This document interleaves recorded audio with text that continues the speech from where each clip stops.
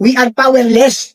Na dapat kailangan natin ng proteksyon ng military, proteksyon ng mga pulis para tayo magkaroon ng magandang pamumuhay at payapa. Kung tayo ay nagdurusa na sa baha dahil sa pangungurakot nila, pwede na kayong kumilos. Hindi para mag-alsa. Tinanggal ang PACC. Why? Because PACC is related to the corruption. The Presidential Anti-Corruption Commission. Isipin mo yun, meron tayong sangay o departamento na magbabantay para sa kaban ng bayan na hindi mapariwara. Tinanggal mo, sino ngayon ang magbabantay? Di ba wala?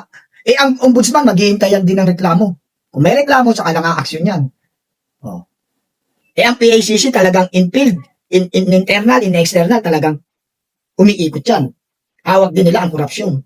Kaya tinanggal na nila yun, tinrabaho na nilang maalis yun para wala nang mag-iimbestiga sa mga korupsyon. Yan ang pinaka-ugat, bro. Ano ba talaga ang papel ng ating pong mga men in uniform, lalong-lalo na sa mga nangyayari ngayon sa bansa natin, talking about the corruption? Base ho sa iyong nalalaman or Anong opinion ibig mo sabihin men in uniform? Mga military natin, PNP, AFP, PNP. yan lahat ng ating PNP. May power ba sila na manghimasok sa mga ganitong usapin? Sa totoo lang, 100% meron eh. Kasi ang sinumpaan nilang tungkulin, alam mo, ang sinumpaan tungkulin ng ating mga AFP, PNP, to protect and to serve. Sino ba ang sinasabihan doon sa kanilang motto? Yung slogan na to protect and to serve. Sino ba? Yun ba ay naka-address sa Pangulo? Naka-address sa mga congressman? Naka-address sa mga senador? Diba hindi? To protect and to serve. Filipino people. Sworn.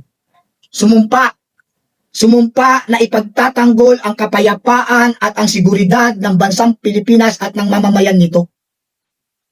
Yan ang duty and responsibility and the principle of AFP and PNP. Ang proteksyonan ang kalagayan ng ating bansa. Ngayon, kung may nagaganap na ganyan, wala naman silang direktang kapangyarihan, pero meron silang karapatan na magsabi na sobra na itong nangyayari sa atin. Kailangan din nilang magpahayag na oppressed na ang mga mamamayan. Naghihirap na ang bansa.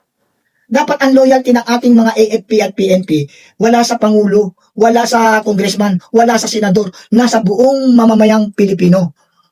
Especially tayong mga walang kakayahan. We are civilian. We are powerless. Na dapat kailangan natin ng proteksyon ng military, proteksyon ng mga pulis para tayo magkaroon ng magandang pamumuhay at payapa.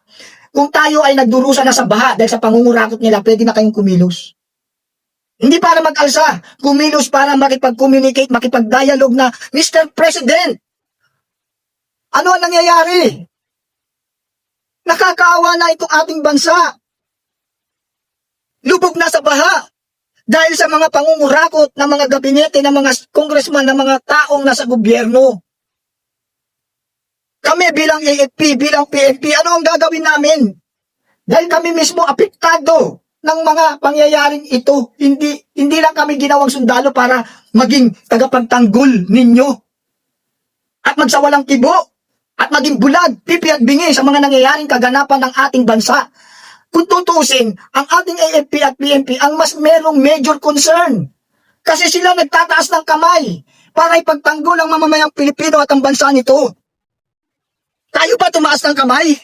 Na Pilipinas, pagtatanggol ka namin. Mga mamamayang Pilipino, pagtatanggol namin kayo. Gumanon ba tayo? Wala tayong ganon because we are a civilian. So, dapat talaga, ang ganda ng tanong mo, Brad. Thank you sa tanong mo. Salamat. Maraming salamat sa tanong mo.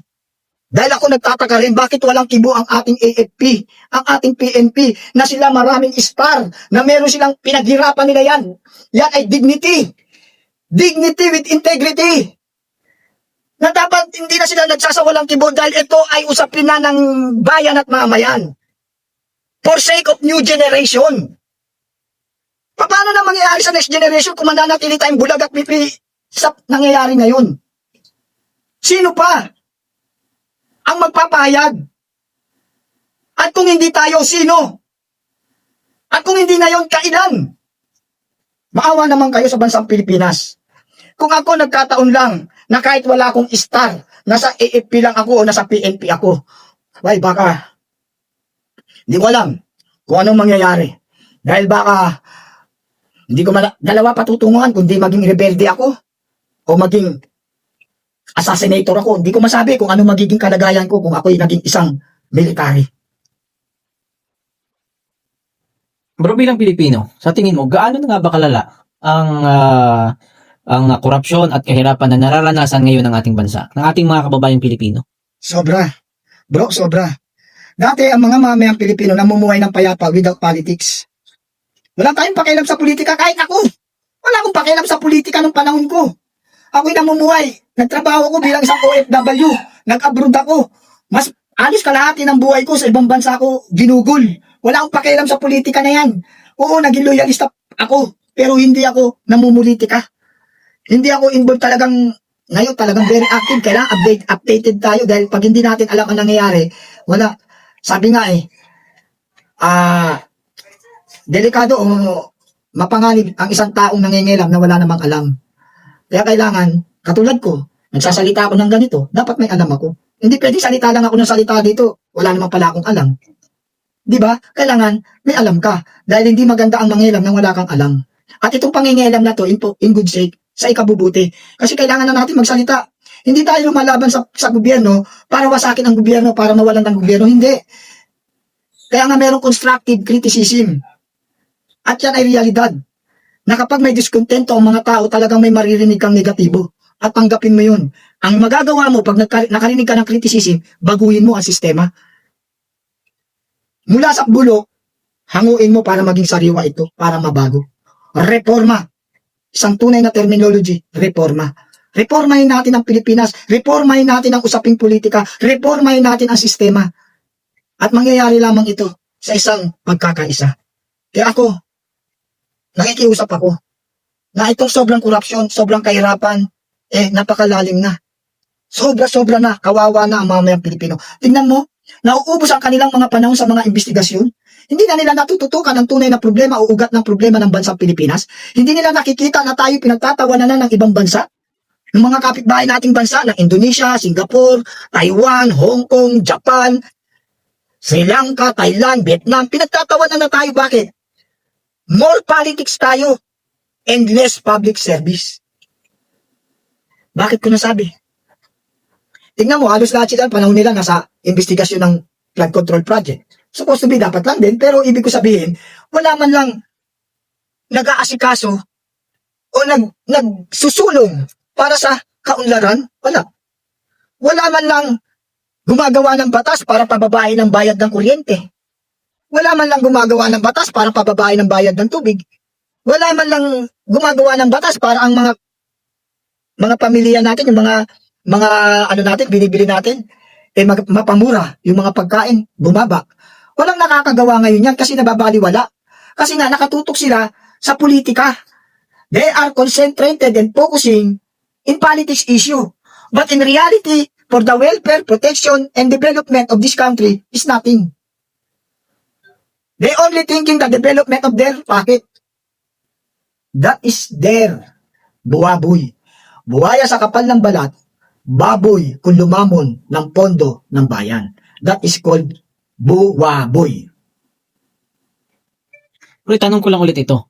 Dahil hanggang sa ngayon, sinasabi ng mga loyalista na dapat daw nating pasalamatan si BBM dahil siya daw ang nag-expose nitong mga corruption talking about sa mga ghost project and mga palpak ng mga flood control.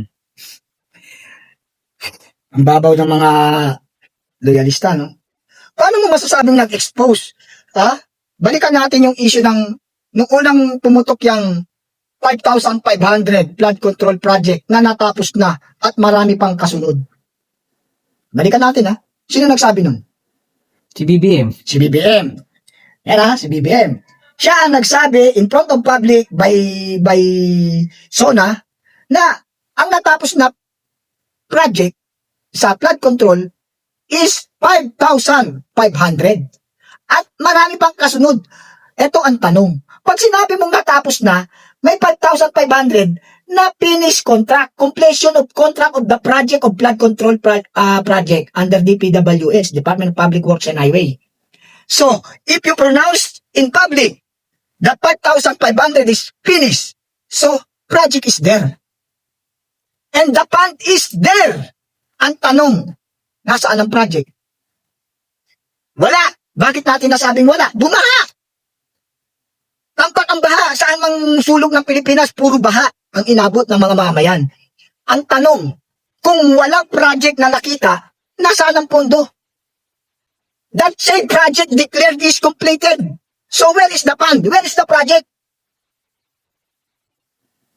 Wala. Oh, paano nila sasabihin na magpasalamat tayo kay Pangulong BBM? Why we are thanking for that president? Why? And how?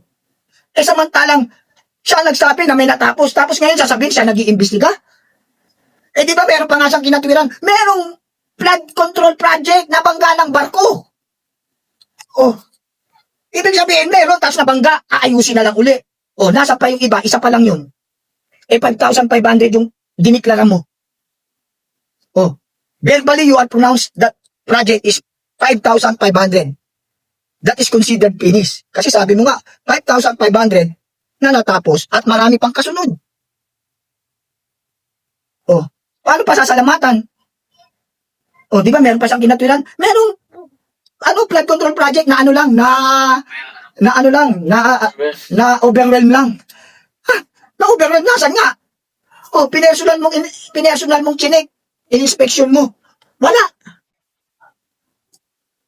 Oh, Bro, nararamdaman natin ngayon ang talagang talamak na corruption sa ating bansa. Sa tingin mo, bakit kaya nangyari ang lahat ng ito sa pamumuno ni BBM? Ano yung masasabi natin na talagang weak siya or anong opinion mo dyan? ang tingin ko dyan, lack of political will. Number 1 yan. Lack of political will. Second, no proper decision making. Number 1, political will. No decision making. Bakit ko nasabi? Hindi naman siya nagdi-decision talaga ngayon. Based on my own opinion. Hindi. At yan ay pinahihintulutan niya na mangyari. Yung GAA, sino ba ang nag-insert nun? Sino ang mga author dun sa GAA? Ha? Yung insertion. Sino author nun? Bakit nangyari yun? Bakit napahintulutan yun? At ito pa ang isa. Sino ba sa gobyerno o sa bansa natin na mayroong kapangyarihan at mayroong final signature? Sino? Hindi ko nabanggitin, pero sino? Tao na lang ang mag-isip. Sino? Ang pumipirma. Last signature yan eh. Last hand. Ang last hand, sino? Daraan kasi yan sa mga engineer, sa district, sa contractor, sa kung saan-saan. Tapos may congressman pa. May senador pang sumisingit na hindi naman dapat ma-involve. Pero dahil nga sa abuse of power and because of corruption, they are involved. You know, in the Philippine politics, money is there, politics is there. It's very sad. Nakakalungkot isipin na ang bansa natin ay nilalamon na ng sistema ng pera. Ang masaklap dito kasi, mayayaman na sila. Overflowing na ang pera, overflowing na ang property sa iba't ibang sulok ng mundo. Pero hindi pa rin tumitigil. Talagang sinasaid nila ang pondo ng bayan na hindi nila naiisip, merong mga bagong nilalang. Merong mga sanggol na isinisilang na dapat naman sana makatamasa ng ginawa. Yung mga anak natin, mga apo natin, sana patungo yan. Tayo wala na, pawakas na tayo. Ilang panahon na lang, bye-bye Philippines tayo. Ang next generation, naharapin nila puro korupsyon ng bansang Pilipinas. At sisisihin nila sino? Tayo! Bakit ang tatay ko? Meron palang ganun na nangyayari. Ba't hindi sila lumaban? Ba't hindi sila nagsalita? Bakit hindi sila nagpahayag sa gobyerno? Eto kami ngayon. Ang tuition fee, hindi na kami makapag-aral kasi ang mahal na. Hindi na kami makakain ng masarap. Dahil nilamon na ng korupsyon ang sistema ng gobyerno. At ang nanatili sa pamamahala ay puro mga buhaya at baboy.